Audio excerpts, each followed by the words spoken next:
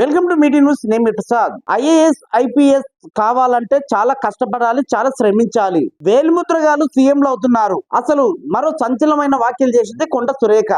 ఎందుకు వ్యాఖ్యలు చేయాల్సి వచ్చింది, ఎక్కడ చెప్పింది? అటవీ శాఖ కళాశాలలో ఐఏఎస్ ఐపీఎస్ ల ఒక సమావేశానికి ముఖ్య అతిథిగా హాజరైనటువంటి మంత్రి కొండ సురేఖ ఈ వ్యాఖ్యలు చేశారు. ఐఏఎస్ ఐపీఎస్ అవ్వాలంటే చాలా కష్టపడాలి, చాలా శ్రమించాలి, చాలా కఠోరమైన శ్రమతో పాటు వాళ్ళు అదే రకంగా చదువుకుంటే వాళ్ళు ఐఏఎస్లు ఐపీఎస్లు అవుతారు. కానీ వేలుముద్రగాలే సీఎంలు అవుతున్నారని ఎందుకు అనవలసి వచ్చింది ఈ మాట?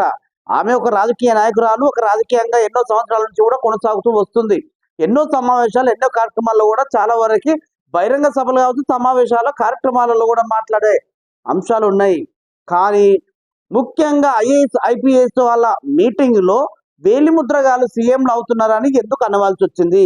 చాలా మంది రాజకీయ నాయకులలో చాలా వరకు కూడా చదువు రాని వాళ్ళు ఉన్నారు, చదువుకున్న వాళ్ళు ఉన్నారు.